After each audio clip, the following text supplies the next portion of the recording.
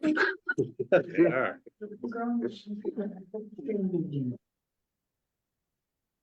All set? Okay. Okay, good morning. We'll call the meeting to order. The first item on the agenda was to accept the minutes from the January 17th, 2024 meeting. Is there a motion? So, second, Second. all in favor? Aye. Okay, the minutes are accepted. At this time, we open the meeting to public comment. If there's anyone here who wishes to address the governance committee, we will extend them 5 minutes. All we do is ask for you to give us your name and address. Is there anyone who wants to address the governance committee? Okay, seeing none, I will close that portion of the meeting. Next item on the agenda is a review, discussion, recommendation of the summary results of the confidential evaluation of board performance dated February 12th, 2024. Sure. Well, this month we have a number of operational documents that we typically review on an annual basis, and if necessary, recommend changes. One of the things we do annually is the summary of results of the confidential evaluation board performance. You do have that in your packet. My only comments, and I think John Bernardo may comment further in our regular session, would be any of the items where things were ranked as maybe a somewhat agree. We always welcome any potential recommendations, any comments, any ways that we could improve sort of some of those operational processes. So it is something that Natalie, does the board need to formally approve this document? We if I'm accept correct? Accept it, I believe, yes. Yep, So this you're just, a motion to accept. I move to well, to accept. move to, To move to the board, full board. a recommendation. yeah, recommendation for the full board. Okay, motion to move it to the full board. So moved. Is there a second? Second. On favor? Aye. Next item is a review, discussion, recommendation of the 2023 mission and measurement reports of the Broome County Industrial Development Agency. Natalie. Yep. This is an annual requirement of the authority's budget office. The report's based on the achievements of the staff in 2023 and objective and goals for the staff in 2024. It ties last year's and this year's goals to the strategic plan the board had. So again, we're making a motion to move it to the full board. Correct. Mhm. Is there a motion? So moved. Second. All in favor? Aye. Aye. Next item is review, discussion, recommendation of the readoption of the agency's bylaws, the code of ethics policy, the defense and indemnification policy, the whistleblower protection policy, the compensation reimbursement and attendance policy, and the travel policy with no changes. Again, another annual requirement of the authority's budget office, that the staff and board review the bylaws and its policies and procedures on an annual basis to ensure that they align with the board's direction. The staff has reviewed these documents and recommend that the committee readopt the bylaws, policies, procedures with no changes. Okay, is there a motion to move to the full board? Move. A second, Sure. all in favor? Aye. Next item on the agenda is a review, discussion, recommendation, accepting an application from Phoenix Endicott Industrial Investors LLC and authorizing a New York State and local sales and use tax exemption in an amount not to exceed $3,196 for a term not to exceed 12 months, consistent with the policies of the agency in connection with the new installation of combustion intake air, flue gas recirculation, and economizer inlet and outlet ductwork on boiler number 4 on premises located at 1301 Clark Street in the village of Endicott. Okay, so this is the one request for sales tax exemption through our small business incentive program. Again, from Phoenix Investment, that is the group that has purchased the Huron campus and the village of Endicott. They are doing ongoing renovations to the facility, so these applications are coming to us as needed. This specific application is to replace boiler number 4, to replace ductwork, new installation of combustion intake air, flue gas recirculation, and economizer inlet and outlet ductwork. The facility located at Clark Street, if you're familiar with the village, Clark Street runs parallel to North and Watson, so it is, I'm assuming it is not directly stated in here. It should be the facility along, where IBM had a number of offices until very recently. Behind 18 and Behind, 42. yes, behind 14, which is on North, and 18 is on Watson, is my understanding, is on Watson. Learning those building numbers. I think 14 and 18 are next door, and then the powerhouse is out back. Yes. The estimated value of the goods is $39,953.06, making them eligible for a sales tax exemption for the value of $3,196.24. Just for my edification, Mhm. does small business refer to the size of the project or the size of the entity?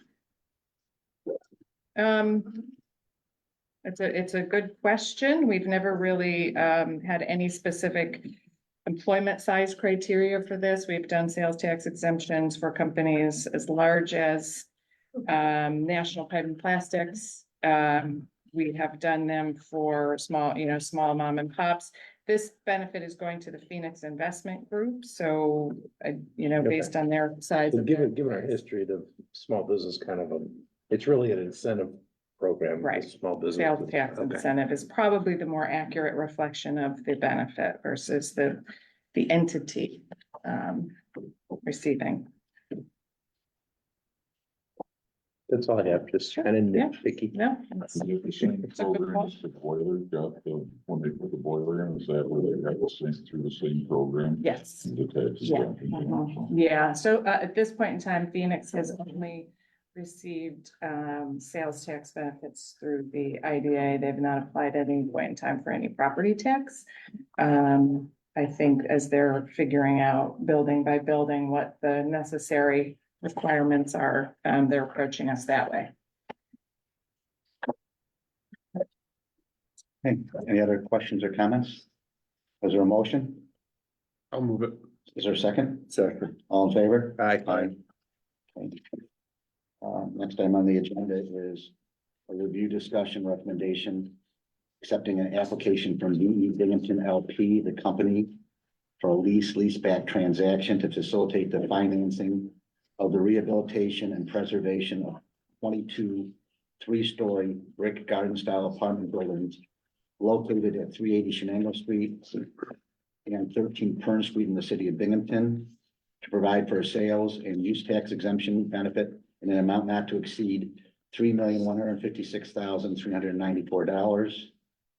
To provide for a mortgage tax exemption in an amount not to exceed $86,800. And provide for a real property tax exemption in an amount not to exceed $10,233,658. And authorizing the agency to set and conduct a public hearing with respect thereto. Hi, so this is one of two applications for consideration by the board today. Again, the purpose of this is to accept the application for the purpose of setting up a public hearing. The two projects that we're going to be discussing today both involve affordable and supportive housing projects in the city of Binghamton. The first is the project owner is VE Binghamton LP. You may know it locally as Town and Country Apartments. Those are the apartments located on the north side of the city of Binghamton, across from the dormant Binghamton Plaza site. I can tell you that we have for many years spoken with entities looking to do some significant and much needed rehab on these facilities. VE Properties has worked for several years with New York State, with Homes and Community Renewal, through the low income housing tax or the LIHTC tax credit program. They have been approved by HCR for this benefit. It is a 4% as of right, is not the competitive 9% round. Briefly, a project description is the proposed project consists of the rehab and preservation of 22 three-story brick garden-style apartment buildings known as the Town and Country Apartments, located at 380 Shenango and 13 Pump Street in the city of Binghamton. The preservation of these existing units is a high priority for the city.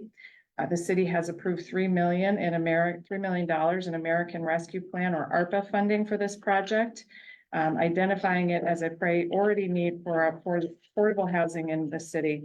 The project will preserve 256 units of affordable housing in need of substantial rehabilitation. And I know there's a number of pictures of the current state of the buildings in your packet.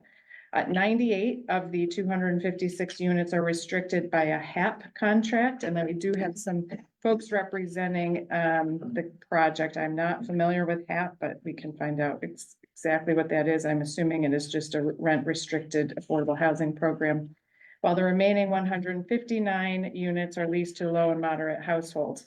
After completion, all the units will be restricted to households earning less than 60% of area median income. I will turn your attention to the project review form in your packet.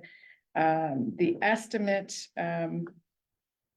the total job numbers that are expected to be created through this are 7.5. I believe on your cost benefit, the formula, the way it's baked into the cost benefit naturally rounds up. So it shows as 8. That number is 7.5 with a total payroll of $942,355. Construction jobs are expected to be roughly 215 jobs with a total payroll of $19,500,000 in new annual wages for a 3-year period. The total project cost is $66,292,920. Sales tax benefit is $86,800. Property tax exemption, $10,233,658 for a total exemption of $13,476,850. I would like to turn your attention to the pilot schedule. This pilot would be considered a deviation from our current standard pilot structure on this unaffordable, because the current taxes on the properties are at $303,053. However, using our formula, which is included in your packet, we use a base of a 10% sheltered rent, reduces those base taxes to $82,085. So what this does is we're basically reducing that base of which we calculate the pilot schedule.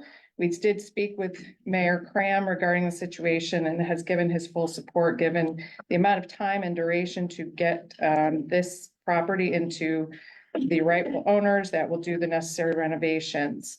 This does not change the proportional payments based on the tax rate. It just lowers the base because of the sheltered rent that we started.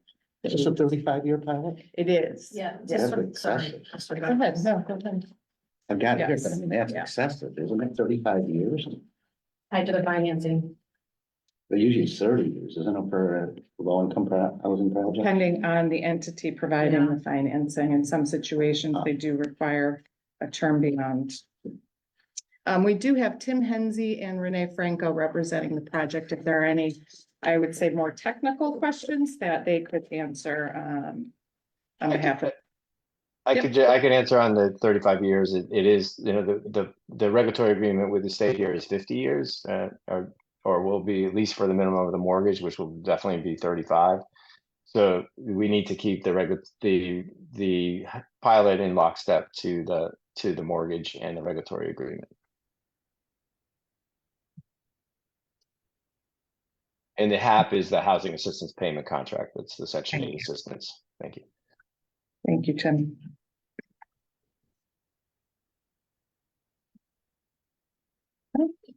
Questions? Any other So questions? we're about almost $2 million a job. 13.5 for 7.5, so it's a little less, probably. Little less, yes. Unless if you're including the construction jobs as well in that calculation, that would come down. They are not the current owners, correct? This is an acquisition or? It is an acquisition, correct? They're under contract. If everything goes through, what's the scheduled start time and finish time? Any idea on that?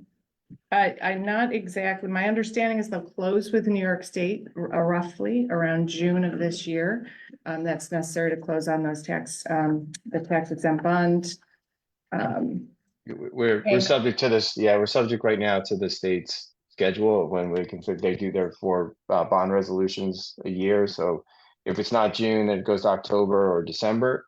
And then it's supposed to be, it's about a total of it's about a 21-month construction period here.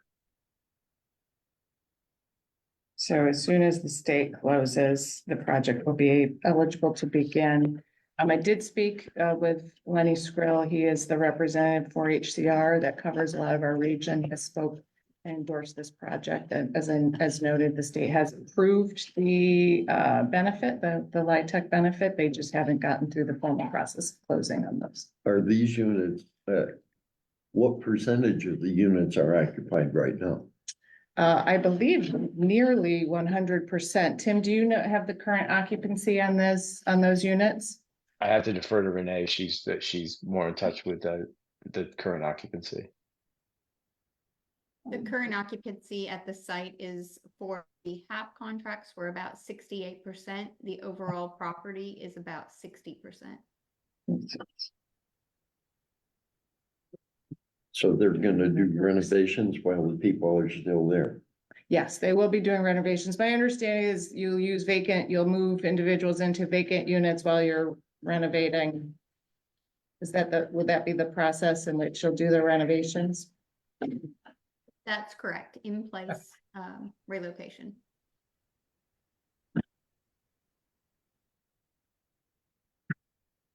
Have we ever, is this the longest pilot we done one 35 years or longer?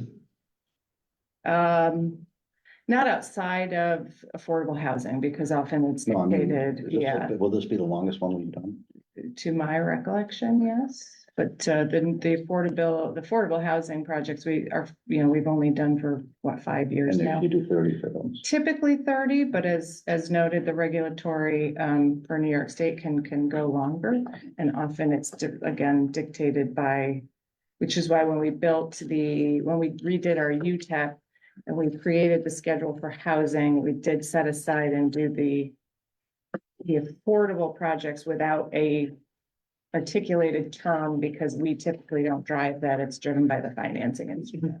It makes sense to have it long because when the pilots expire, they would only have to renegotiate a new pilot because these projects can't survive without it. If the project is sold, if these properties are sold, the pilot goes with it. Not necessarily, no. And I think there are some regulatory restrictions on sales that I'm not as familiar with. I would defer to the project. If it was no longer Property. an affordable housing project for state and federal guidelines, then probably Yeah. it would go away. And when we updated our UTEP, we also put language in there that essentially any property being considered for sale has to come to the board by resolution. Okay, The that's pilot what does I- not that's stay in what- place necessarily. The board can choose to leave the pilot in place, but it is not an as of right benefit. Okay. Learn 35 years, that the hard way. 35 years. Is there any other questions or comments at this point in time? I'm not crazy about the 35-year pilot, but I think it's a good project. And then I'll support it to move it forward, obviously, to the full board to set the application, but is there a motion? I'll move. Is there a second? Second, All in favor? Aye.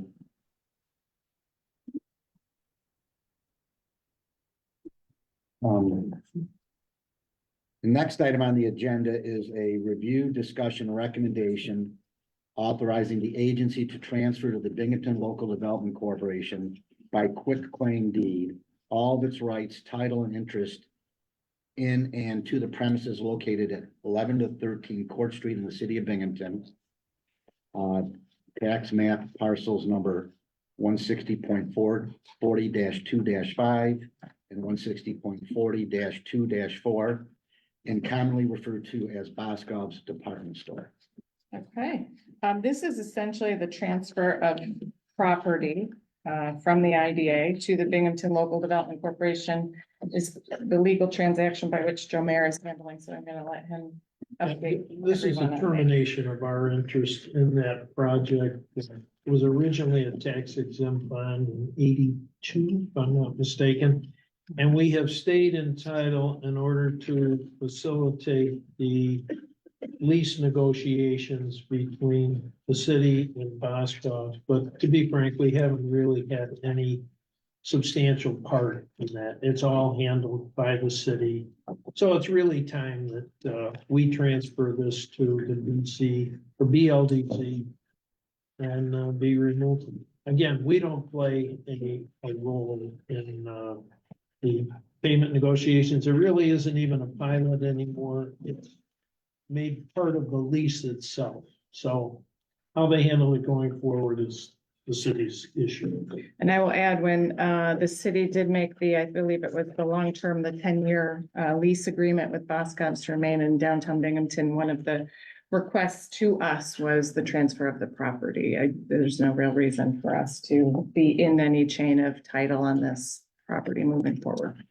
You know, the interesting thing about, wasn't it, I mean, wasn't it just tied to Boscov's? In other words, if Boscov's left, did the IDA still have the property? Wasn't that kind of vague or something? Well, Believe we it would kicked still back to be the in an city. ownership ship on that. capacity, but we could, at that time, deed it out to whomever. No, right, but I mean, in other words, so the the Boscov's had left, the responsibility for that building would have stayed with the IDA then, right? I Or- thought it kicked back to the city, but that was some. Hey, There was kind of some kind, I remember there was some kind of like, There was recall, there was another entity involved, Bing Realty, Oh, yeah. ring a bell. They were involved, if I'm not mistaken, they conveyed their interest to the the BLDC. Big Realty Sarkeesian? I can't remember who it was. But it's, but they you know, were it's involved. good to, go, you know, It's time to get out. go back to the city, yeah, and they're in the process of obviously working with Boscov, so, is there a motion? So moved. Is there a second? All in favor? Aye. Um, That's a good one. Mhm. We don't need. yeah. How many times I went down to Reading this evening? There's no easy way to get to Reading No. either. Okay, next item on the agenda is a review discussion recommendation. Accepting an application from the owner affiliate of YWCA in Binghamton for a leaseback transaction. To facilitate the financing of the development of an affordable residential housing facility and daycare center located at 20 Lyle Ave in the city of Binghamton. And 22 Lyle Ave in the city of Binghamton, 24 Lyle Ave in the city of Binghamton, 34 Lyle Ave, and 45 Carroll Street, both in the city of Binghamton also. To provide for a sales and use tax exemption to benefit in an amount not to exceed $1,865,302. To provide for a mortgage tax exemption in an amount not to exceed $274,500. And provide for a real property tax exemption in an amount not to exceed $993,935. And authorizing the agency to set and conduct a public hearing with respect thereto. Stacy, just I'll declare M&T is the bank for the YW, so I'm So gonna we abstain do. from this. Thank you. Acknowledge for the record. So this project again is a application for consideration today for acceptance for the purpose of setting a public hearing date. This project, representatives from this project are Carol Cuppins, Executive Director of the YWCA, and Lillian Levy with HH&K. Thank you both for being here. Briefly, I will give a project description. The YWCA Binghamton Broome proposes to develop the new Lyle Carroll intergenerational campus into a 58,574,000 square foot mixed use project consisting of 68 units of affordable housing for individuals and families, 38 of those units for domestic violence survivors, plus 11,158,000 square feet of a childcare center. This multi-site project includes the redevelopment of 2 vacant city parcels located at 22 and 24 Lyle Ave, Binghamton, New York. The demolition of a three-story apartment building located at 24 and 34 Lyle Ave, Binghamton, New York. And the gut renovation of an adjacent second building located at 45 Carroll Street, Binghamton, New York, which I believe is the former Broome County Urban Lake facility. Where did I go? This property will be used to expand and house the YWCA's Young Wonders Child Care Center. The first building, 2434 Lyle Ave, is to be demolished and redeveloped as affordable housing for individuals and families. Again, 38 of those will be set aside for survivors of domestic violence. The adjacent building will be mostly demolished while preserving the building's existing steel members and base foundation walls to support the construction of the child care center. The intention is to merge all three properties into a single campus. The project benefits, as outlined in your project review form, seeks a 30-year pilot. This is again a relationship to the Homes and Community Renewal Low Income Housing Tax Credit Program. This project, however, has not yet been confirmed, the awarding of the low income housing tax credit. It is seeking the competitive 9%. Again, did speak with Lenny Skrill. This is not being endorsed, but yet any confirmation of those benefits are still pending. The total project cost is $36,023,262. The sales tax exemption is $1,865,302. A mortgage recording tax of $274,500, and a property tax exemption of $993,935 for a total total benefit of $2,472,944.65. Cost benefit analysis has been included in your packet, but this project shows very strong, as did the Town and Country. Both show positive cost benefit for the community and especially for the much needed housing for the residents. I will defer any additional questions, technical questions, to council and Ms. Coppins. Are there any questions at this point from anyone? Just a. Elaine? What is the status of the financing? It's a combination of different things. We can't be a not-for-profit and own this property, therefore we're applying for private. So with the tax credit, we're getting. And are you getting low income housing tax credits? Yes, we are. That's all. That's a big chunk of it. We've gotten some in money. There'll be some. Well, a loan also will be a combination of maybe 4 or 5 grants, there's different things. The city's been very helpful by donating some of the money to purchase the properties. Yeah, is the LAHCT money been awarded yet, or are you in the application? Next month. Our applications are in. And we're waiting. It sounds like they're probably gonna get extra projects this year. All of the feedback I've gotten is very positive. And Jared told HDR that he ranked our project #1 with all the other Broome County projects that have gone to HDR. So that was good to hear. And they also told us that including childcare with the housing puts us way up at the top because they're looking to do more of that kind of project. I'll just add that I think that's an excellent location for a project like this. Absolutely. It's gonna change that neighborhood. Yeah, yes, It really- it needs it. Yes, the apartment building that was there was really. Right. So does this include the building on the corner of, No, that's the Kent's building. all right, how about that red building? Is that? That's 34 Lyle Street. Okay. There's one corner there. Right now, to 34, it's 24, that's an undeveloped plot of land that came with 34. So it's actually 5 properties that the YWCA. Are you getting 2 vacant lots too? Yeah. Oh, good. Okay. Yep, Very we have good. 45 Carroll, 34, 24, 22, and 20 Lyle. Okay. 5. Good. That's great. And I should have brought blow-up of the architect's rendering, it's. Yeah, I'd love to see it. We have, there should be some in the back of the packet. There was some.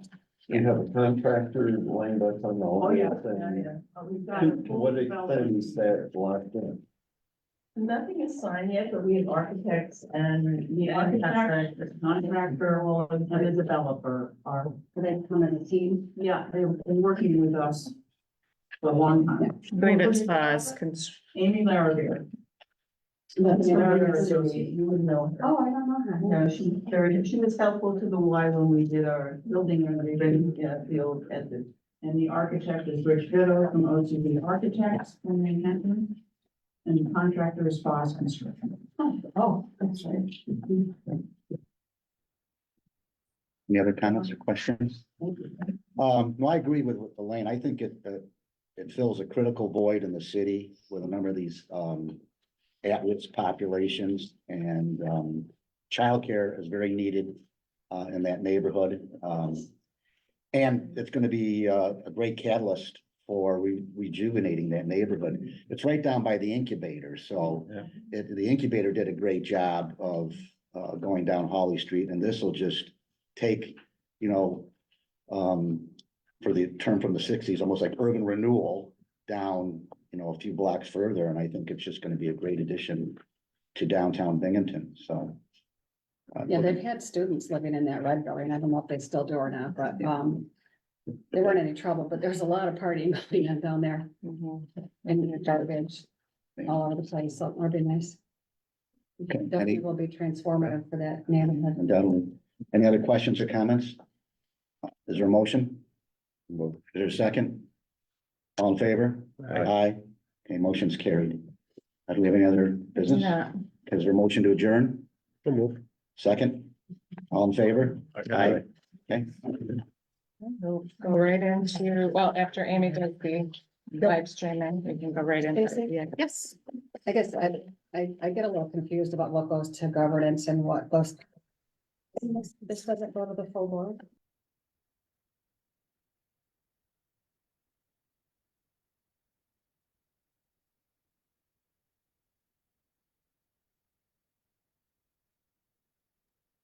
I don't know what I'm looking Item for. 12. I know, there's a lot of agenda. Elaine, here. item You're 12. moving around between. Good to go, after just waiting, now begins water. Something on top. You look at the LDC.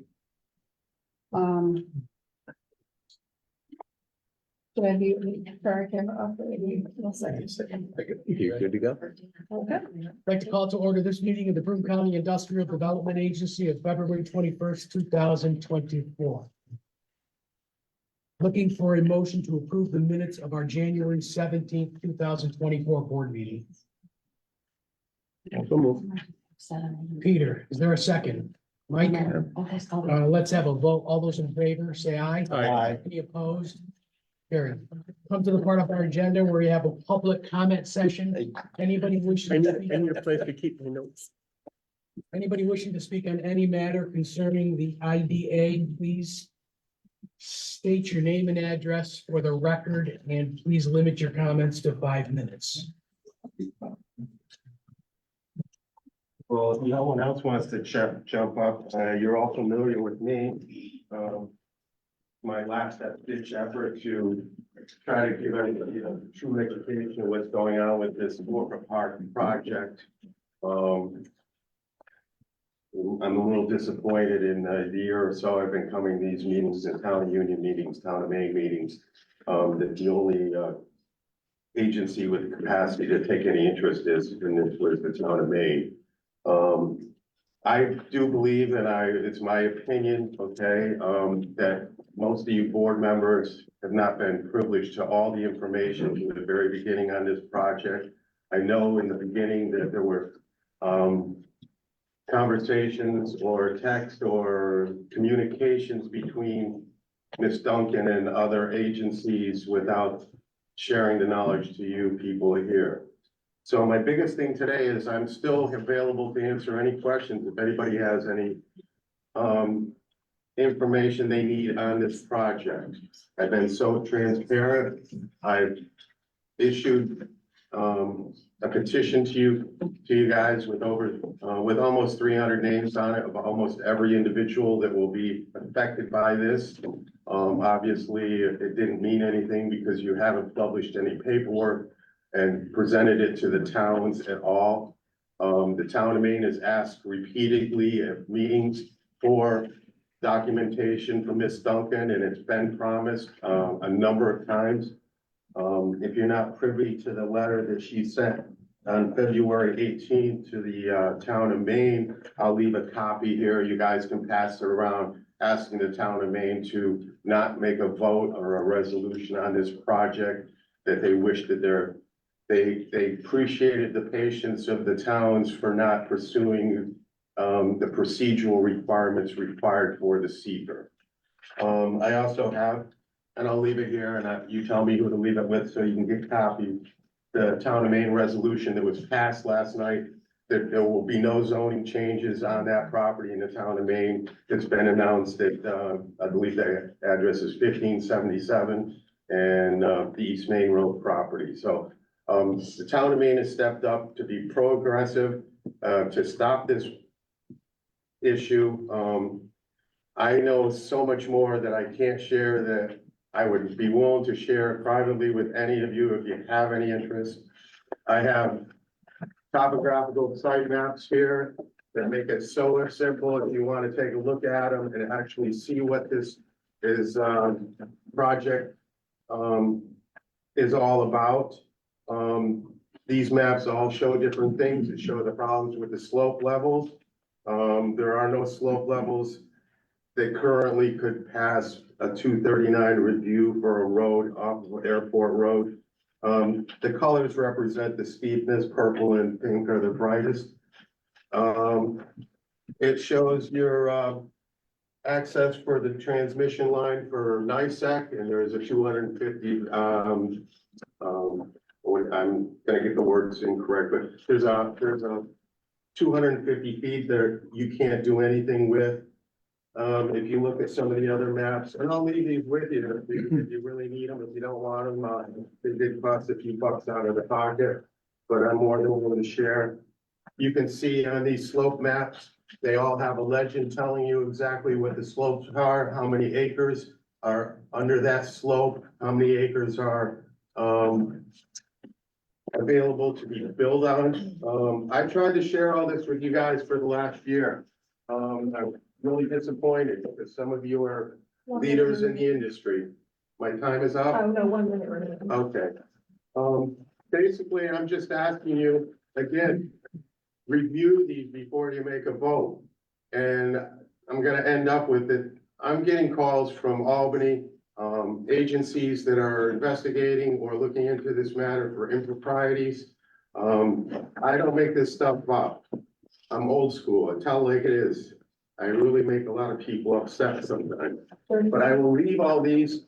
I'm hoping that somebody takes advantage. You guys are gonna vote on taking lead agency.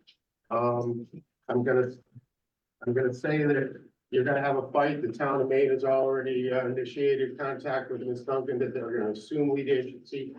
And last and foremost, the paperwork that was sent out from your office, notifying all the people on the seeker application. That letter was incomplete to the boards and incomplete for what this process is gonna involve.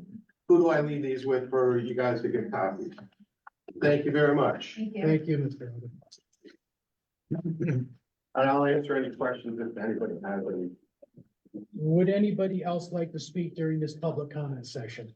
Yeah, I'll take a chance at it. Do you want me to go over there, or where do you want me, John? Okay, could you build a podium and the both seats? For the next meeting, Jeff. Yeah, put a couple of American flags, maybe 2 or 3 microphones.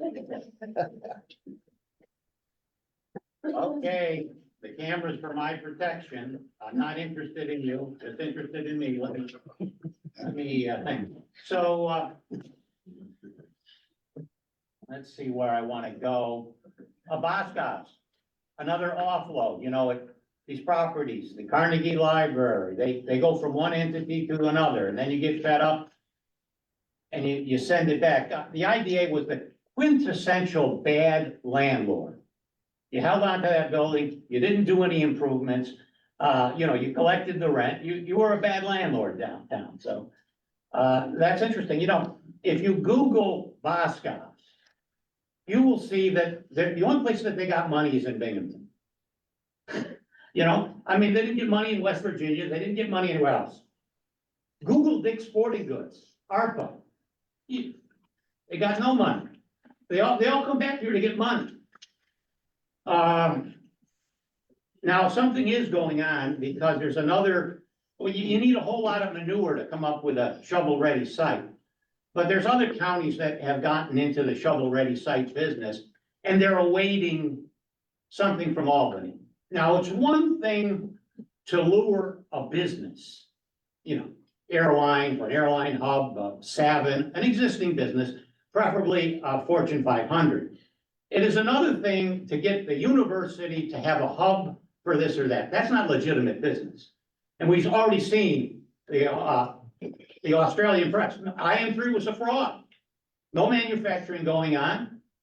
The main customer was non-existent, you know. So it's a fraud, you know, so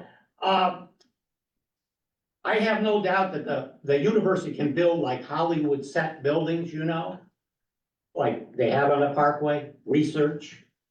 Look into how much researchers, how many patents they got and what the income is. Where are the factory jobs? Where are the ham and egg jobs? Where are they?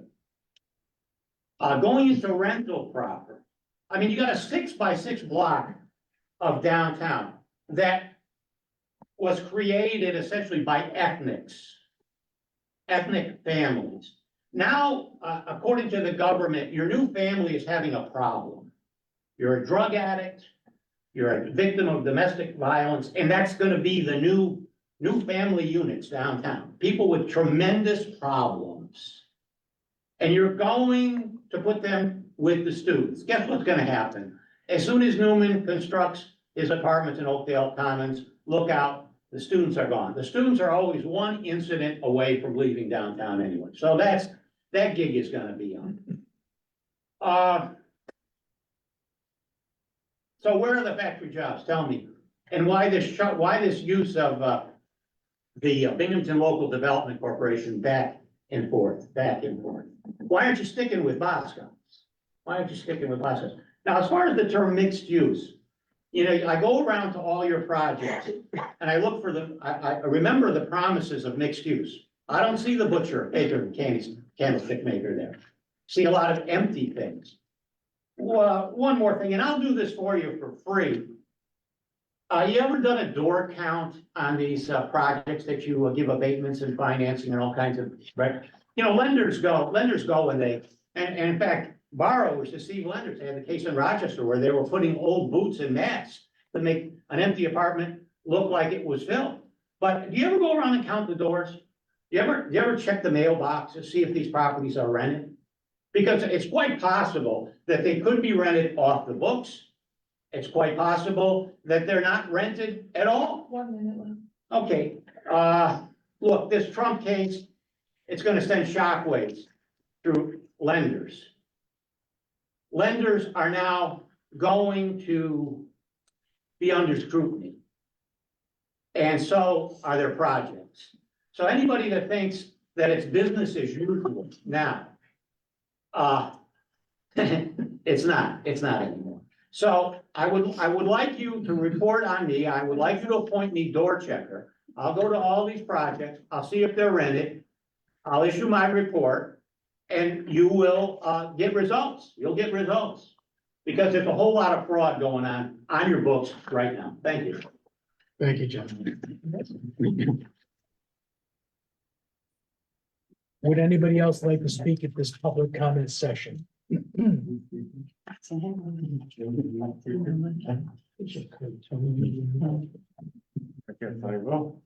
of the table, huh? I'm Calvin Harrell, 142 Corporate Drive, Binghamton, New York. I was in here last month, and spoke on because 204th Street project came to light that a waiver. Well, when I came in, I didn't know there was a waiver. It was given for local labor language. I've dug in, I found a lot of things. I do believe, and I don't have the specific policies, of what the IDA is, giving a waiver, but I can share some facts. Because I do believe, I came in last month representing my members. We had a union contractor bid it. It doesn't mean if they're union or not. A local contractor bid it to do the job. They pulled the permit for Helio Health. And they got a Dear John email on the 8th of January that Krista Construction was going with a electrical contractor out of Rochester. On the 10th of January, 2 days later, the IDA got a submission for a waiver on the project, and the next day, the IDA signed it. Our contractor who had the job, who had the pull permit, would pull electrical, his bid was $3,085,000. Radek came in at $3,050,000, which is $35,000 less on a $3 million project, which is a 1.2% difference in money. Is that worthy given a waiver? I have a member who just went to Illinois to work. I have members working in Oswego. They live in Broome County, pay taxes in Broome County. So this has now gone beyond the IDA waiver, beyond my local labor, but all the residents of Broome County who are paying this bill for this project with whatever they get. This is nothing personal against the board. When people see me out at other public events, I'm doing my job. You can say hi, you can talk to me, but I do know that the executive vice president of Radek, she graduated summa cum laude of her college. She was 10 years chapter vice president of ABC. She testified in front of a congressional subcommittee meeting, actively pursuing the work in their area, which is Rochester. It is taxpayers' money, that her workers live here, pay here taxes, and they should be treated fairly. Yet they can come in here and not live here. The workers don't live here. And when it goes to the workers live here, they do not have a single electrician license to work in the city of Binghamton. Not one. So as it stands in this project, they can't do it. I went to the City Board of Electrical Examiners meeting last month. They did approve a master's license for Radek to pull a permit. I talked to the business manager in Rochester this morning. Their license is not equatable to the city of Binghamton. 3,000 hours, you can apply for a license. All you need to do is say you did it, or you went to BOCES, or anything else. We have to demonstrate 8,000 hours and 5 years of training to get us and pass a written and a hands-on test to get a city of Binghamton. I went to that meeting. Radek had more applications, and because I sat behind them at the thing, the board denied the applications for more information, because again, they have to submit no papers. Time? No, 1 minute. So, again, I don't know if the board will reconsider on that, but I will be, moving forward to make this more public. It's not a threat, I'm just, I have a lot of other trades behind me. Thank you. Thank you. Would anybody else like to speak at this public comment session? I believe I will. My plan was not to come here and say anything, but I think I have to, you guys are saying. There's a lot of questions out there about this whole IDA thing. Sorry, can you state your name, please? I'm John Duster, 1450 Airport Road. I live right there, but everybody I talk to has questions. No, there's nothing out there. Stacy says, okay, we're gonna buy the piece of property up there. But there, you know, if it doesn't work out, we have other uses for it, but we think, we feel it has some value. What's that value? Can you, if you want people to not be against you, you need to answer the questions. I went to town of union meetings, last month. The solar company wants to put, some solar cells up there. They came forward. This is our plan. Why are there so many questions that nobody's answering? Is there another agenda here? Is something else going on? That's what people are asking. So you need to get a game plan, a war plan. The whole idea here, because there's other people against you. There really is, because there's no answers to these questions. Okay, who's gonna put the sewer up there? Who's paying for the sewer up there?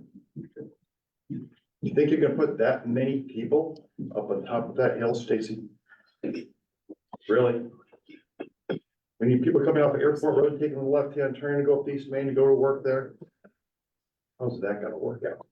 How much money is this gonna cost? This is not a slam dunk. I'm just warning you. People are asking questions. All of you, they're asking questions and they're getting no answers.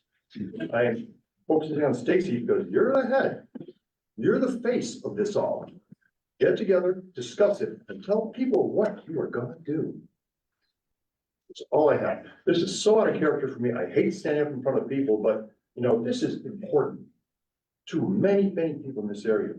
You know, out there, you clear cut that, all that water is gonna come down. They always say, we'll abate the water. Yeah, right. When they raised Airport Road, there was no water in people's basements.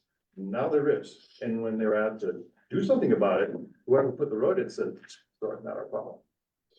If you do something up there, you better take care of it. All those houses on Middlestone Island Road, you think they're not gonna get flooded? When all that water comes off that hill?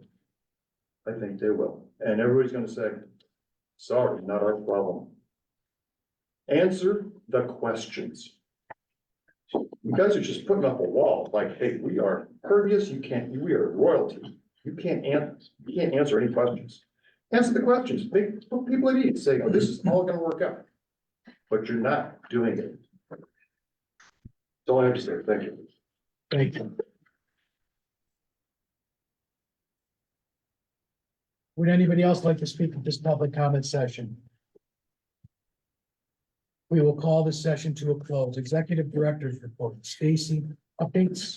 Yes, just a few brief updates. I did want to follow up on Mr. Herrera's comments today, and I do appreciate you coming in today.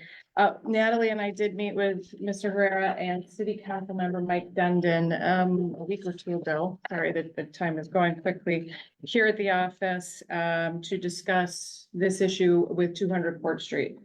They did bring to light some things we did not know specifically related to licensure within the city of Binghamton and how that works.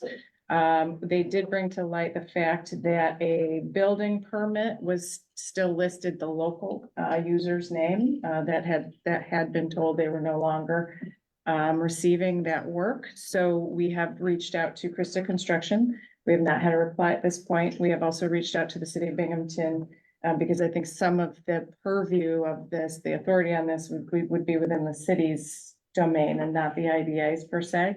But it would be our intention to come back to this board as we are, well, requesting a satisfactory information from Krista Construction. Should we not receive that, we will come back to this board with a recommendation as early as next month, but sooner if possible. So we are investigating this issue. Typically the process, just to refresh the process with a waiver, when a applicant receives a benefit from the IDA, we do not provide any documentation related to any benefits. They're not able to access those benefits. We won't close until certain labor notifications are made. They have to provide documentation that those labor verifications were in fact provided. And if there's a question of a waiver on pricing, they are to provide to us documentation that they sought multiple quotes or proposals from the local, and they have to provide a reason as to why. Typically the waivers are based on pricing, but there is some new information coming to light that we're continuing to review.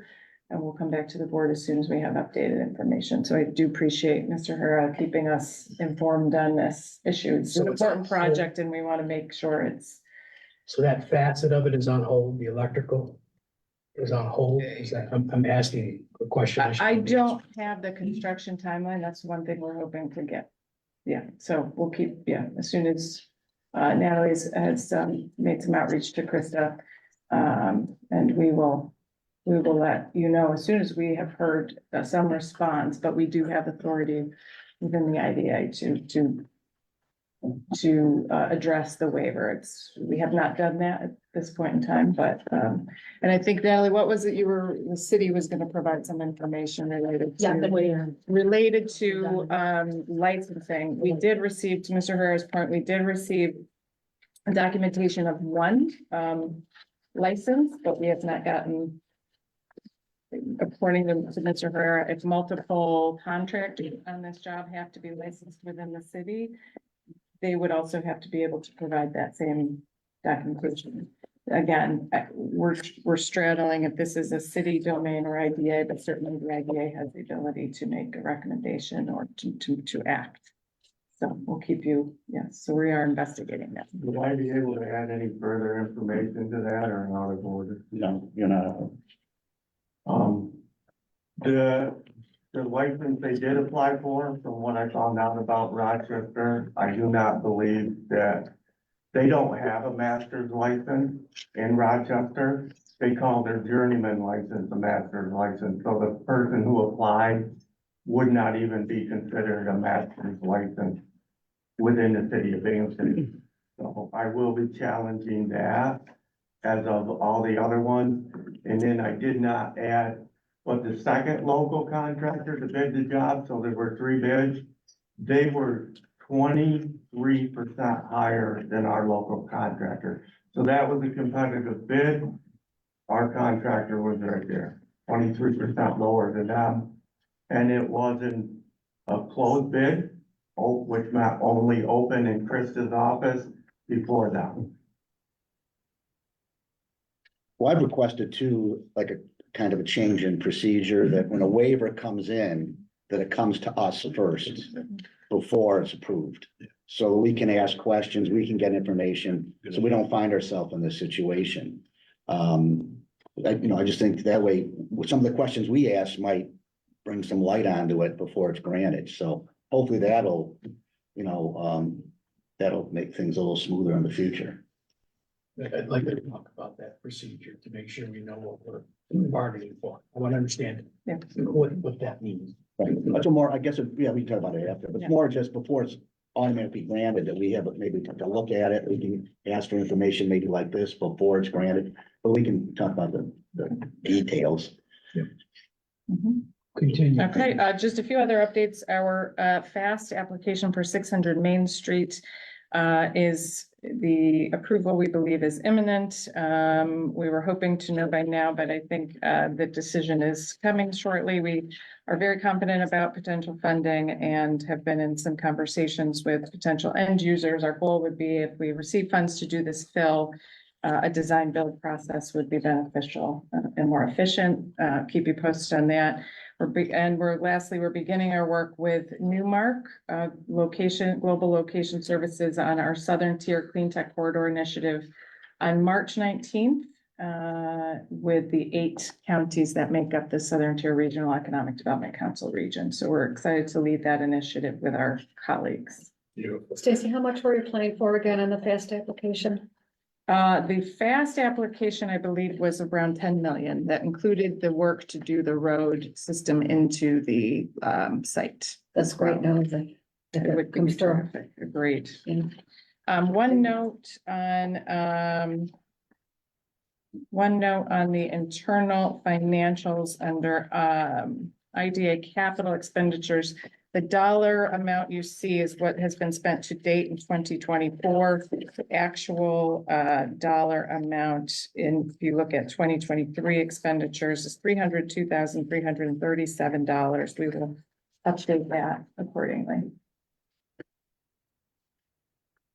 Thank you. Are there any questions for Stacy on our updates or on the internal financial report? I have a little one. A little one. I guess it Jim, doesn't matter the you're size, right? Because I opened my mouth. Ask away. On the BRNE loan status, Mhm. I see Antonio's Bar in Florida, and I understand that business is not gonna. That's what we're hearing. We have not had any contact with them related to this. They have been current. We will reach out proactively to see it. I'm not sure. There was an article about them keeping part of their gelato business open. I don't know if that means with a physical location or not, so we'll reach out on that one. Thank you. Do they have a loan with us? They do, the BRNE loan. I think that was that a number, COVID, with an emergency loan during COVID. A nice place. I know. Any other questions for Stacy? Any questions beyond Jim's on the loan activities? Moving onward to resolutions. Resolution approving the summary results of the confidential evaluation of board performance dated February 12th, 2024. You've seen the evaluations for both the IDA and the LDC.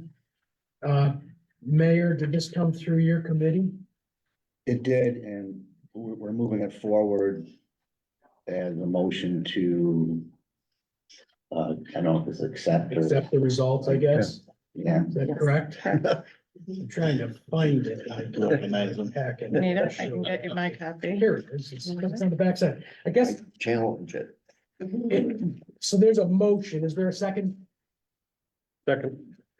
Mike beat you to it. Discussion, questions? Didn't realize there was a race. The only question I would have for all the board members is the one where it's the individual disagrees, the individual board members feel empowered to delay votes, defer agenda items, or table actions if they feel additional information and discussion is required. I guess that's kind of directed at me, if you will, because I sort of shepherd through the process, and my response, undefensive, is if you have a problem, say so. If you want to delay something, say so. That's all I can offer, because I don't want anyone to feel like we haven't beaten an item to death before we vote. I think a good example was some time ago, the park discussion that occurred. We spent the better part of an hour on it. So at the end of the day, we have to vote, but if you have concerns, bring them to my attention, please. Okay? With that said, we have a motion and a second. Let's have a vote. All those in favor, say aye. Aye. Any opposed? Moving onward to number 7, resolution approving the 2023 mission and measurement report of the Broome County Industrial Development Agency as attached here to as Exhibit A. Mayor, I'm moving forward as a motion to approve. is there a second? Second. Thank you, Joe. Any discussion? Let's have a vote. All those in favor, say aye. Aye. Any opposed? Carried. Item number 8, resolution approving the readoption of the agency's bylaws, the code of ethics policy, the defense and indemnification policy, the whistleblower protection policy, the compensation, reimbursement, and attendance policy, and the travel policy with no changes. Mayor? Moving forward as a motion to approve. Thank you, Mayor. Is there a second? Right. Thanks, Jim. Any discussion? Let's have a vote. All those in favor, say aye. Aye. Any opposed? Carried.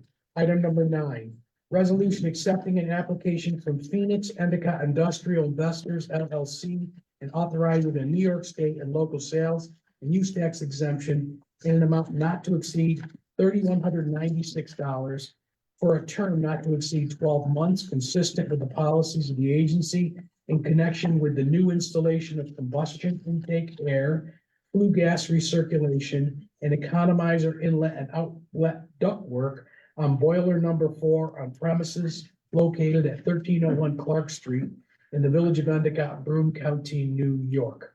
Do we need an explanation, or shall I just continue to the our This one I would go right to. esteemed mayor? Motion, moving forward as a motion to approve. Thank you, Mayor. Is there a second? Second. Thanks, Dan. Any discussion? Let's have a vote. All those in favor, say aye. Aye. Any opposed? Carried. Item number 10. Resolution accepting an application from VE Binghamton LP, the company, for a leaseback transaction to facilitate the financing of the rehabilitation and preservation of 22 three-story brick garden-style apartment buildings located at 380 Shenango Street and 13 Kern Street in the city of Binghamton, Broome County, New York, to provide for a sales and use tax exemption benefit in an amount not to exceed $3,156,394, to provide for a mortgage tax exemption in an amount not to exceed $86,800, to provide for a real property tax exemption in an amount not to exceed $10,233,658, and authorizing the agency to set and conduct a public hearing with respect thereto. Stacy, would you care to just do a brief? It's a Sure. big project. It's a very big project, the one that has been several years in the making. We've been working with BE Binghamton LP for a number of, at least a year or more on this project. This is the complete renovation of the Town and Country Apartments located in the city's north side, across from the former Binghamton Plaza. This includes the renovation of 22 three-story brick garden style apartments known as the Town and Country. They are located at 380 Shenango and 13 Fern Street. The preservation of these units has been noted as a significant priority for the city of Binghamton, and who has also included $3 million in American Rescue Plan Act funding, identifying the need for affordable housing in the city of Binghamton. This project will preserve 256 units of affordable housing in need of substantial rehab. 98 of those units are restricted by an HAP contract, housing assistance program, while the remaining 159 will be leased to low to moderate households at 60% of area median income or below. This project has already received low-income housing tax benefits from New York State through the 4% as of right program. It did not go through the 9% competitive. It does have a positive cost benefit analysis at 4.21, which is included in your packet. I do want to note on this, well, before I get into the pilot structure, I should note, now where is my project review form? There it is. $66 million project, of which total exemptions would total $13,476,850. You have the pilot structure in the pilot schedule in your packet. I do want to note how this pilot is slightly deviated from our standard UTEP for affordable housing. This is because the current taxes on the properties are $303,053. There would be a reduction of about $82,085 on these units, because when we do our pilot schedule for affordable housing projects, we use the 10% sheltered rent as the basis. So it does, we did confer with the mayor Mayor Cram at the city of Binghamton. We made him aware of this issue. He is supportive of this project, given the need for affordable and supportive housing, and given the significant need for renovation of these buildings. So we did want to pull that out and note that in today's discussion.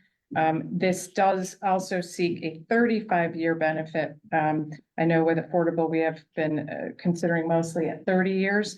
But again, on our pilot schedule for affordable, we do not articulate a term. That is because it is also typically driven by the financing instrument. In this case, the multitude of state housing agencies that are supporting this project. Thank you. And we do have Tim Hensy and Renee Franco on the call if the board has any direct questions for them. Mayor. Governance moves it forward as a motion to approve. Thank you. Is there a second? Thank you, Mike. Any discussion or questions for the representatives? Now, my only comment was a 35-year pilot. Kind of gives you some pause, but I supported and moved it forward, obviously. truly needed. Yeah, it's a good project. But Any other questions or comments? Let's have a vote. All those in favor, say aye. Aye. Any opposed? Any abstentions? Moving on to number 11, resolution authorizing the agency to transfer to the Binghamton Local Development Corporation by quit claim deed all of its right, title, and interest in and to premises located at 11 through 13 Court Street, City of Binghamton, New York, more particularly described as Broome County Tax Map numbers 160.40-2-5 and 160.40-2-4, and commonly referred to as Boscov's Department Store. This is a paper type transaction, Stacy. This is the transfer of the property from the IDA to the Binghamton Local Development Corp. So BLDC, not our LDC, which pulls us out of any chain of title on this property. If you recall, this was an agreement set up sometime, I think in 1982, Joe referenced. Essentially, the pilot was the structure around the lease payments for this property for a multitude of years. The city has negotiated a new long-term lease with Boscov's to keep them downtown. And as such, one of their requests was the transfer of the property to the Binghamton Local Development Corporation. We see no need why we should be involved in that chain of title moving forward. So that's the plan. Thank you. Mayor, The governance moves it forward as a motion to approve. thank you. Is there a second? Second. Thank you, Elaine. Any discussion or questions? Let's make a comment. I think Boscov's has, I think, last count 27 or 28 stores in their network. There are only 2 that are located in downtowns out of all 28, Binghamton and Wilkes-Barre. I think Binghamton is the only city or one of 2 in upstate New York that has a department store in its downtown. So obviously, it's a unique situation. Now, in my experience, I think it being head of the chamber, I know that when conventions were coming to Binghamton and making the decision, do they come to Binghamton or Utica or Syracuse, they'd walk around downtown and they'd see the 2 hotels. And the fact that there was a major department store between the DoubleTree and the Holiday Inn helped lock in their decision. If that store wasn't there, I think a lot of conventions would say, you know what, this doesn't work for us. So there are a lot of benefits to them being downtown, not only for the city, but for the county, and also, the sales tax revenue they generate. And now they're, obviously they're paying property tax, but it's definitely an asset to the city of Binghamton. It's an asset, to the urban core. And I think it's an asset to the whole county. And fortunately, they're committed now to investing in the store and staying. And I think that's just good news for everybody. Agreed. Good comment. Any other comments or questions?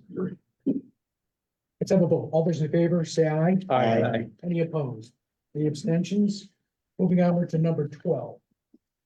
Excuse me. Resolution accepting an application from the owner affiliate of the YWCA Binghamton and Broome County, the company, for a leaseback transaction to facilitate the financing of the development of an affordable residential housing facility and daycare center located at 20 Lyle Avenue in the city of Binghamton, New York, 22 Lyle Avenue in the city of Binghamton, New York, 24 Lyle Avenue in the city of Binghamton, New York, 34 Lyle Avenue in the city of Binghamton, New York, and 45 Carroll Street in the city of Binghamton, New York, to provide for a sales and use tax exemption benefit in an amount not to exceed $1,865,302, to provide for a mortgage tax exemption in an amount not to exceed $274,500, to provide for a real property tax exemption in an amount not to exceed $993,935, and to authorize the agency to set and conduct a public hearing with respect thereto. Stacy. Certainly. This is a very, very much needed project. An expansion of services in the city of Binghamton. I do have Carol Coppins, Executive Director of the YWCA, Lillian Levy, Council representing the project, here today to answer questions. Briefly, the YWCA of Binghamton proposes the development of a new Lyle Carroll intergenerational campus. into a 58,574 square foot mixed use project consisting of 68 units of affordable housing for individuals and families. 38 of those units will be set aside for domestic violence survivors. An additional 11,158 square feet child center will be created, which is an expansion of their current Young Wonders childcare facility. This is a multi-site project that includes 2 vacant city parcels, the demolition of a 3-story apartment building, and the gut renovation of an adjacent second property located at 45 Carroll Street, Binghamton, New York, which is which used to house the Broome County Urban League. The first building will be demolished and redeveloped as affordable housing. As noted previously, the adjacent building will be mostly demolished while preserving the building's existing steel members and base foundational walls to support the construction of the new child care center. With the intention is to merge all of these properties into one single campus. Locationally, if you're not familiar with this area, it runs across from Columbus Park. It is just adjacent to the Kaufman Southern Tier Incubator, not far from the Government Plaza. So it is a significant gateway into the city of Binghamton that could use a significant housing project like this. Project dynamics on this, the total, it is a $36 million project. Sales tax benefit of roughly $1,865,302, mortgage recording tax of $274,500, and a property tax exemption of $993,935 for a total benefit of $2,472,944. This project is seeking a 30-year pilot benefit, which is again in alignment with the requirements of the regulatory and financing instruments. This project is in the current round of the competitive 9% low-income housing tax credit program through New York State Office of Homes and Community Renewal. So therefore, it's not yet been awarded, but in my conversations with Lenny Skrill, who represents a number of projects in our region, this project has been viewed very favorably and positively among the state, and we're hopeful of its successful awarding, hopefully sooner rather than later. If there are any questions, again, we have representatives from the project. If the board has any questions. Mayor, We move it, governance moves it forward as a motion to approve. thank you. Is there a second? Elaine, thank you. Let's have a discussion. Any questions for Carol or Lillian, relative to this project? I have a question. Assuming the financing will be awarded next month, do you expect to start construction this summer? We're gonna break ground this early summer. Okay. That's August, we're planning to. Yes, and then if all goes well, I don't know if they're all experienced in construction projects. I think it's gonna go a certain way and then it never does, but we hope by March of 2026 to begin filling the units and opening the shop. Well, just a comment, really not a question. I just, I'm sure this has been years in the making. And I'd like to commend the folks at the YWCA for their perseverance in getting this thing off the ground. And wish them luck. Project. Any additional questions or comments? Let's have a vote. All those in favor, say aye. Aye. Any opposed? I will abstain from this. John, I'm abstaining as well. M&T's the bank for YWCA. So, Consent management may be involved in the project. Moving on to item number 13, resolution declaring lead agency status and determining environmental significance of proposed Broome Technology Park pursuant to seeker. Stacy. Yes, so to catch everyone up on where we are thus far in this process. A lot of time and resources have been spent on exploring the potential location for a new business park. To that end, since 2022, which was the date of our first option agreement, we have since secured an additional option for another 132 acres, totaling now roughly 420 plus acres of land under contract or option. For this area located in the towns of Maine and Union. Since that time, we have conducted a preliminary and engineering analysis we began with Shoemaker, who then became Hunt Engineering, and a phase 1 environmental assessment. Based on those recommendations, we have continued to pursue in the direction of this development. We have sought proposals for architecture and engineering services to bring on the next stage of this development, which is to begin the real design work. What we have essentially is a geographic boundary, and based on the preliminary analysis and assessment that this is something we should choose to move forward with. We have since brought on an architects engineering firms, and will begin the process of doing that design work, taking into account slopes, utility lines, pipelines, all of those things that have been referenced are certainly very relevant to this process. Last month, one of the things we felt it was very important to do was to make a positive declaration on this area for the purposes of doing a full and complete generic environmental impact statement, which would be a complete public scoping session where we would meet with the community to address a number of impacts to this development. We are only at the beginning of this process. Last month, the board approved a resolution of our intent to declare lead agency status. We since noticed involved and interested agencies. Mr. Utter was correct. The map that you have in your folder should have been included with those materials.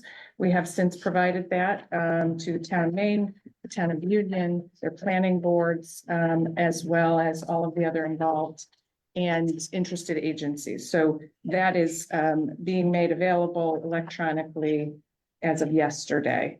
So that is correct in that. The action we were also informed by the town of Maine board, and as well a letter supported from their town of Maine planning board that supported the town's intent to declare lead agency status. We certainly respect their legislative authority to do so. There are a number of reasons why we feel it most appropriate for the IDA to continue to serve as lead agency.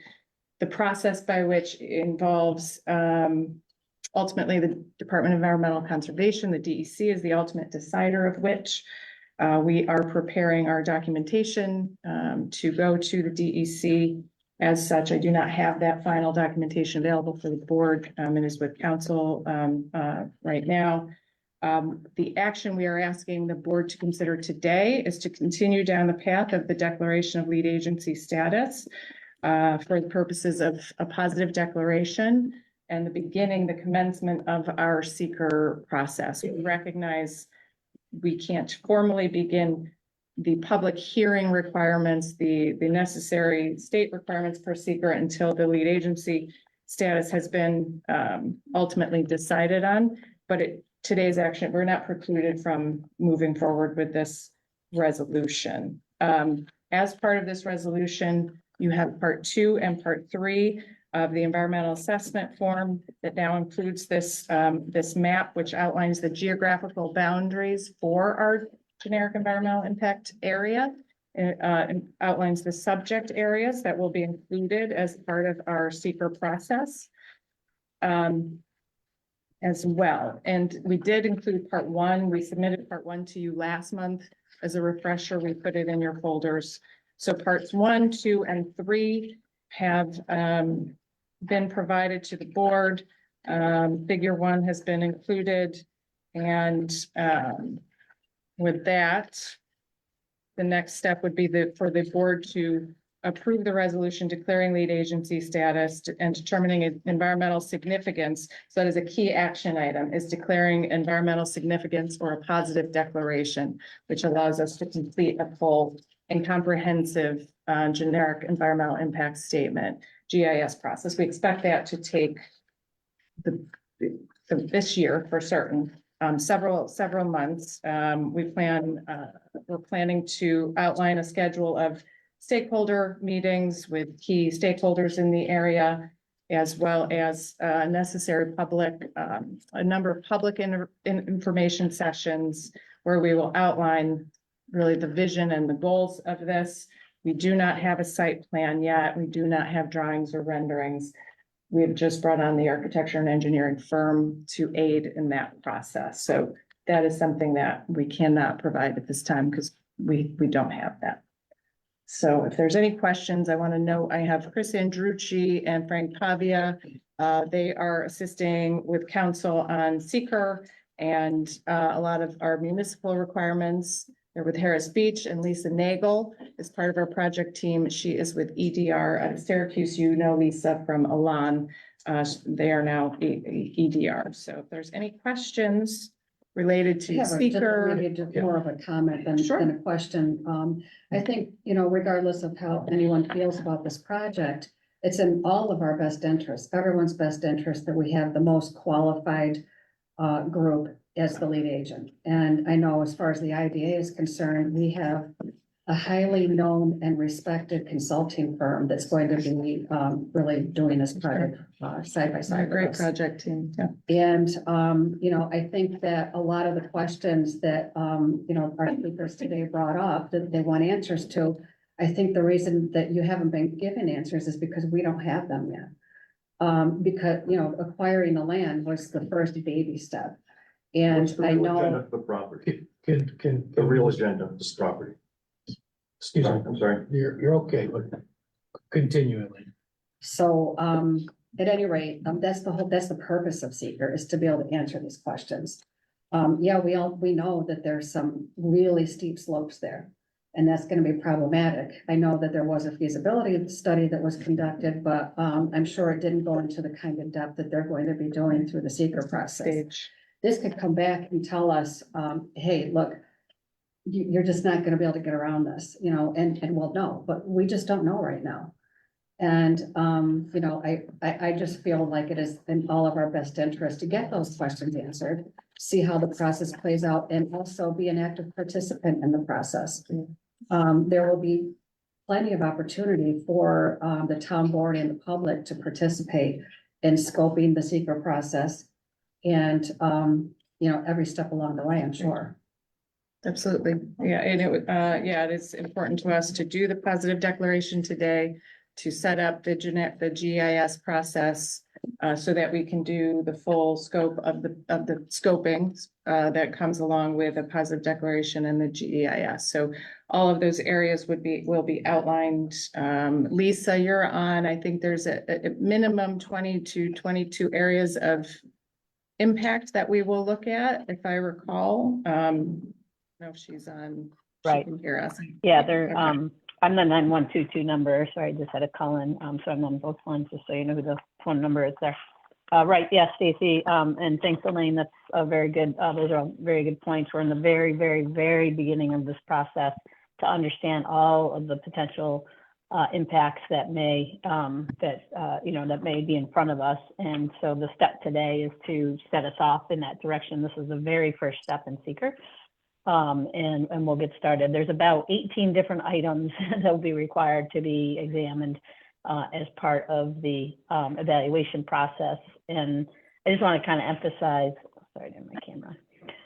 I just want to emphasize that what Stacy's saying, that there are required public meetings in the through the seeker process, but we also are looking at a very robust public engagement process. We're going to go above and beyond the minimum requirements, and we'll engage all the folks that are interested and care about Broome County, all the different stakeholders. There'll be different public meetings.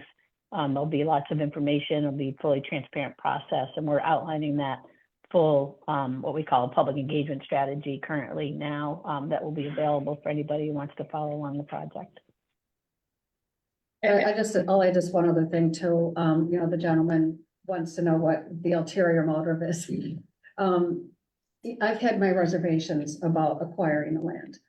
And you all know that. And I had a lot of reasons for that, but I can confidently say that there is no other motivation than what's been stated. I am confident of that. Well, I think it's an important distinction on this this exploratory phase that we're in, as we're exploring the preparation of the overall site.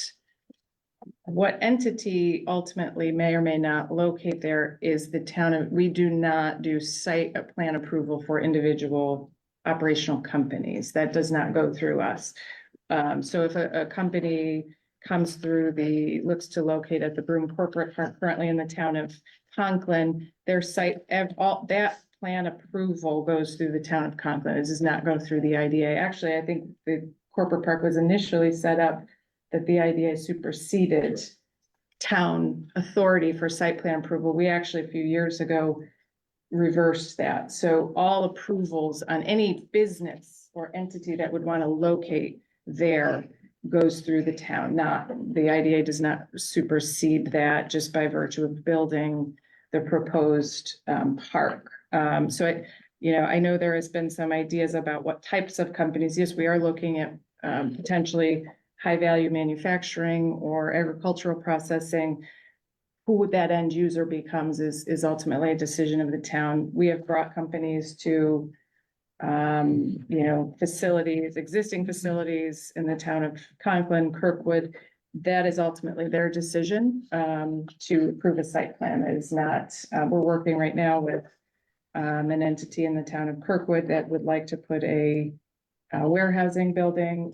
We should know warehousing distribution is not our desired use on this potential site. But for example, this individual that's looking to site these in the town of Kirkwood is going strictly through the town of Kirkwood planning and board. We have no say as to whether or not they get site plan approval.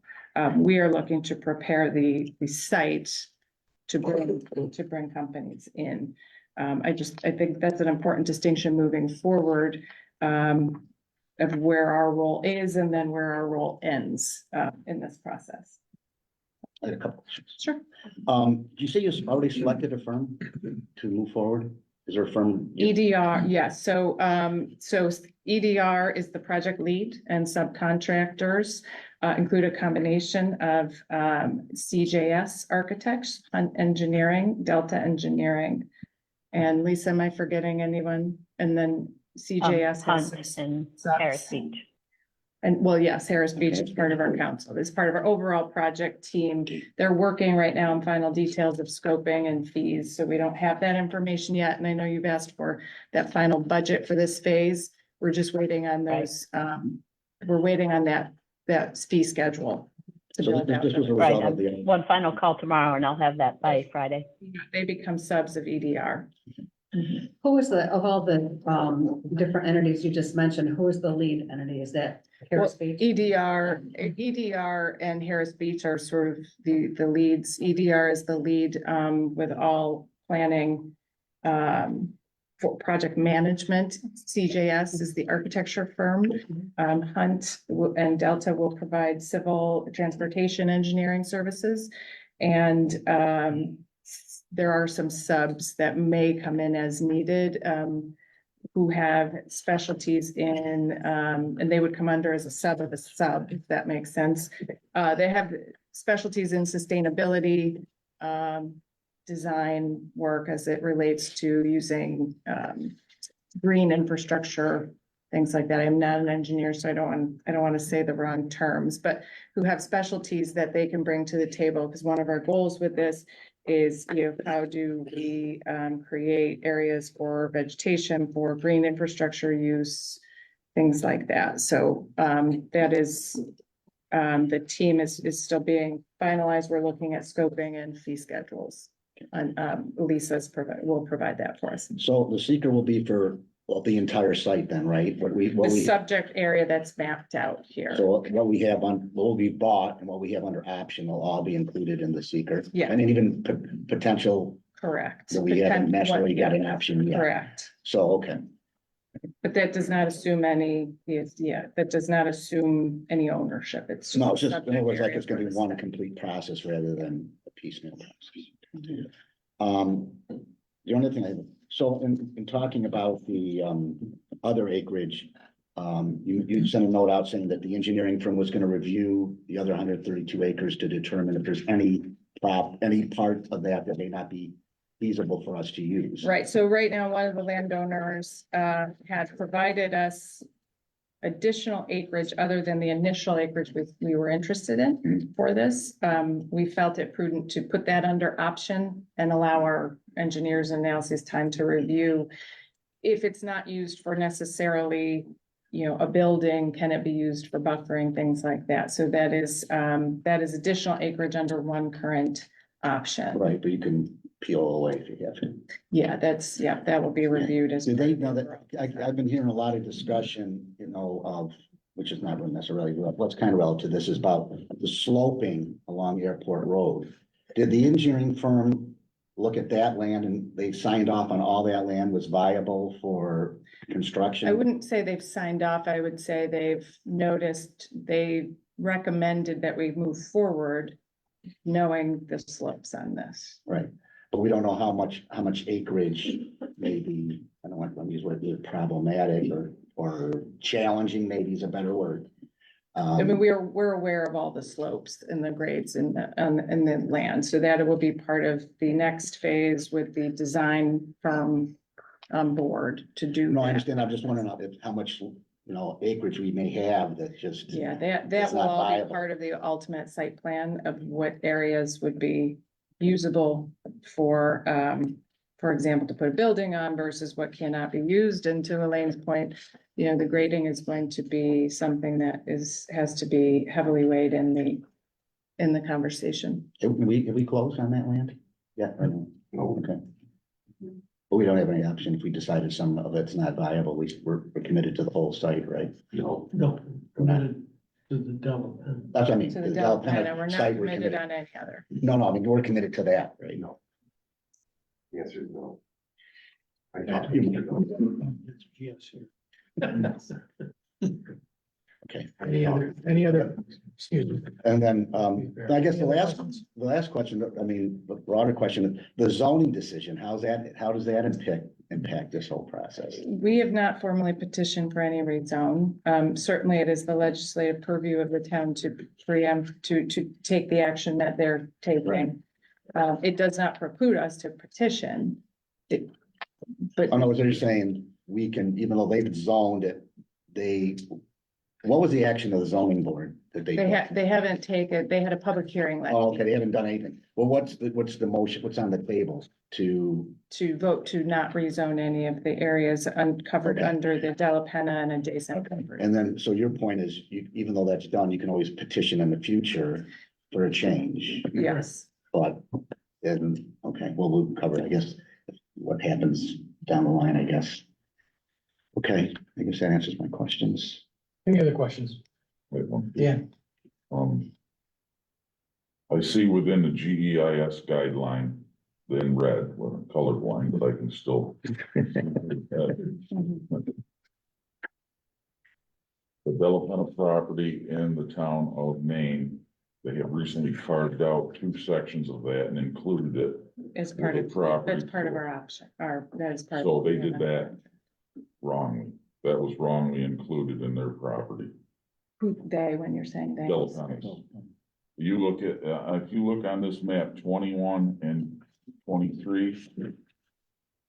They're outlined there. If you look on the Broome County GIS. This year, they have taken those Just two, these 2 squares here that we Yeah. currently had no data on. right, but now they do. Is it a question of the tax map number being incorrect? Or, No, is that, are those 2 parcels included in our option? Because they have currently moved them to be part of their parcel to the west of East Main Road. they are under our option. You had that conversation with Tom Delapenna. So they did that wrongly. They included those wrongly in that parcel thing. And we haven't finished our review of title, so that will be part of our, ultimate analysis. Right, it used to say no data, but if you use the measurement tool on GIS, that was part of does. the 100 and Yeah, it whatever. does equate to the land under contract with that owner. Yes, correct. I guess the point you made is DEC will be the ultimate arbiter of Correct. who becomes lead agency, so that's up. When do you expect to get that answer? I'm gonna leave that to Mr. Pavia. Typically, I'm sorry, Frank, what was the question? I couldn't hear her. I'm sorry. on the timeline for DEC to make a determination of lead agency status. Yeah, so we are close to submitting our actual lead agency dispute request to the commissioner. It actually goes to the commissioner of DEC. We also send that letter out to all the involved and interested agencies, including the Town of Maine Town Board. They then have 10 calendar days to provide a response to our submission. And then once that response is made, the commissioner has 20 calendar days thereafter to issue a decision. So it'll be at minimum 30 days after we make our submission, but should not be longer than that period, although it might spill into 35 days.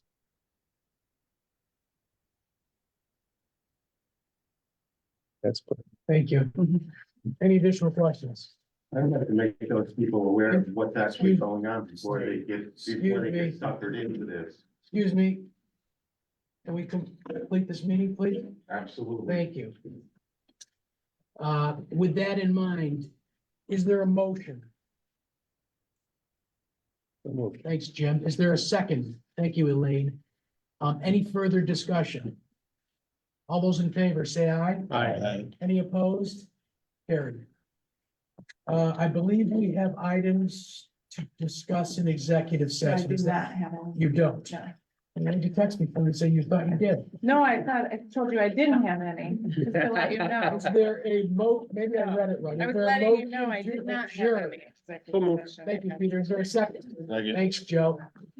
All those in favor, say aye. Aye. Any We opposed? have a short We are- LDC meeting. We need to do just operational little documents. Thanks, everybody. Bye.